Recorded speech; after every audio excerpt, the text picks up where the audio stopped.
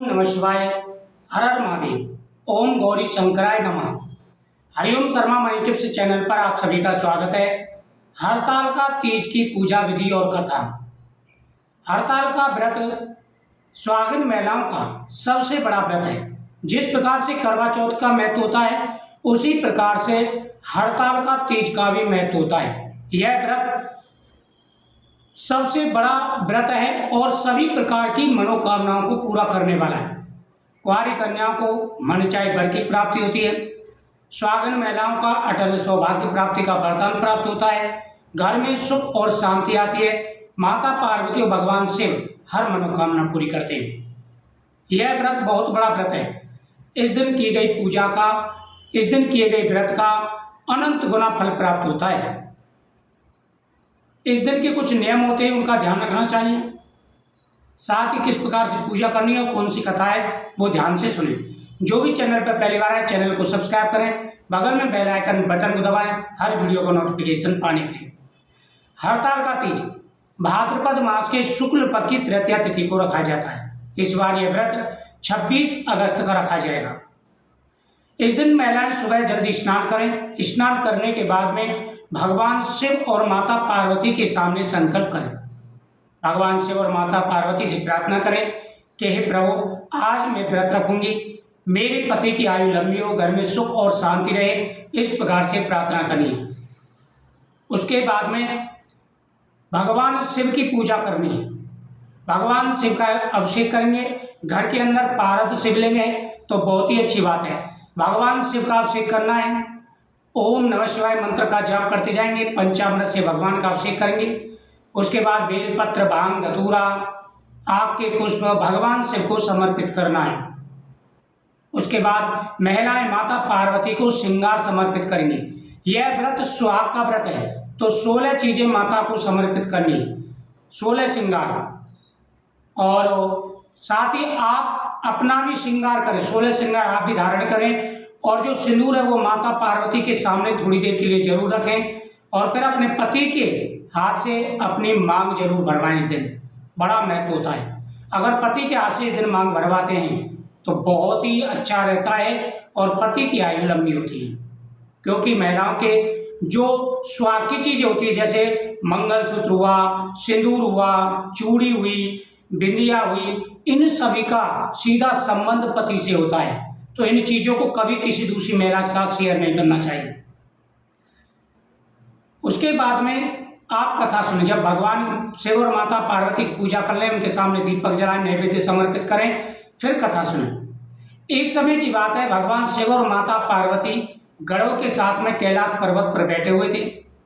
तभी माता पार्वती ने कहा कि प्रभु, आप तो अंतर्यामी हैं, कृपा करके ये बताइए मैंने ऐसा कौन सा व्रत किया, ऐसा कौन सा तप किया जिसके प्रभाव से मुझे आप पति रूप में प्राप्त हुई।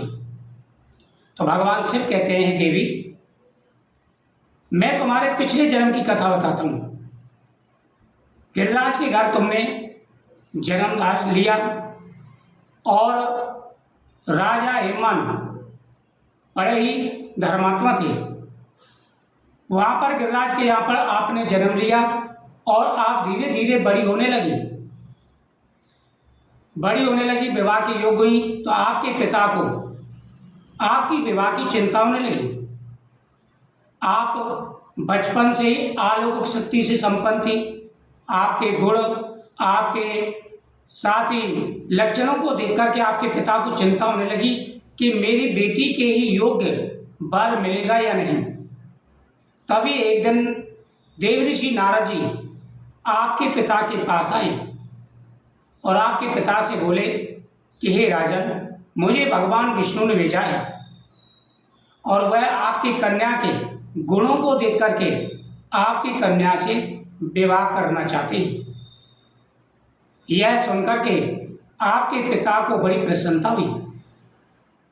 उन्होंने कहा कि देवऋषि नारद जी, आपने तो मेरी चिंता ही दूर कर दी, आपने तो मेरी सारी परेशानी खत्म कर दी, क्योंकि मुझे तो बड़ी चिंता हो रही थी। जिसे स्वयं भगवान विष्णु स्वीकार करना चाहें, और ऐसा कौन पिता होगा जो अपनी पुत्री का विवाह ना करना चाहे।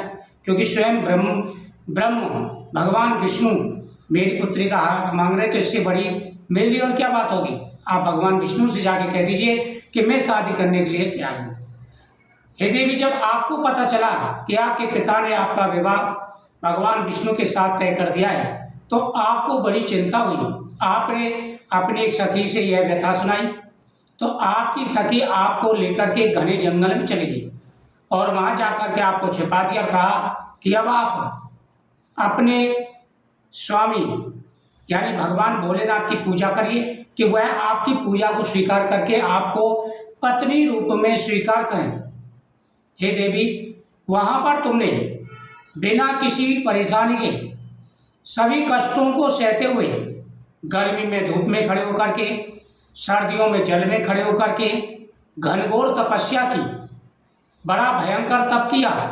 मैंने कई बार तुम्हारी परीक्षा ली लेकिन तुम हर बार हर परीक्षा में उत्तीर्ण हुई। तुम्हारी इतनी कठोर तपस्या देख करके मेरा सिंहासन डोलने लगा, मेरी समाधि टूट गई और मैंने भाद्रपद मास के शुक्ल पक्ष की तृतीय तिथि के दिन तुम्हें दर्शन दिए और तुम्हारी तपस्या से प्रसन्न होकर के तुम्हें पत्नी रूप में स्वीकार किया। हे देवी, तुम्हारा वह तप बड़ा कठोर था।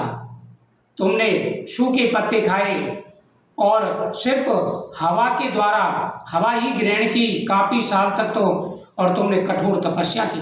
पहले तुमने भोजन किया, भोजन खा के तपस्या की, वो फिर भोजन छोड़ दिया, फिर फल खा के तपस्या की, फिर तुमने फल भी छोड़ दिए, फिर सूखे पत्ते खा करके तपस्या की और सूखे पत्ते भी छोड़ करके फिर तुमने सिर्फ हवा का आहार करके तपस्या की। बड़े बड़े ऋषि मुनि और महर्षि ऐसी तपस्या नहीं कर पाते।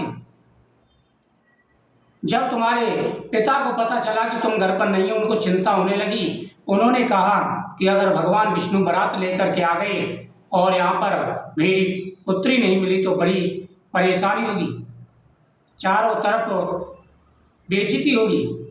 तुम्हारे पिता ने तुम्हें ढूंढने के लिए सैनिक लगा दिए, तब जाकर के तुम मिली तो तुमने कहा कि पिताजी, मैं आपके साथ तभी चलूंगी जब आप मुझे वचन दें कि मेरा विवाह आपको भगवान शिव से ही करना है, क्योंकि भगवान शिव ने भी मुझे ही वरदान दिया है। यह सुनकर के तुम्हारे पिता बड़े प्रसन्न हुए और उन्होंने कहा, पुत्री, जब तुमने पति रूप में भगवान शिव को स्वीकार कर लिया है तो फिर इसमें इतनी परेशानी की क्या बात थी। मुझे इससे पहले कह देती तो मैं तो भगवान शिव से ही तुम्हारा विवाह करता।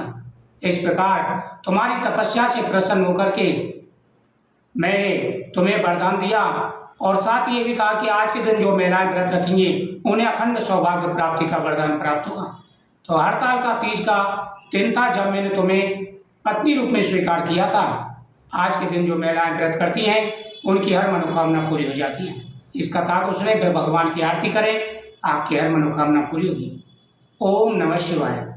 इस दिन रंगों का विशेष रूप से ध्यान रखना है। काला, नीला, सफेद कलर आपको बिल्कुल प्रयोग नहीं करने।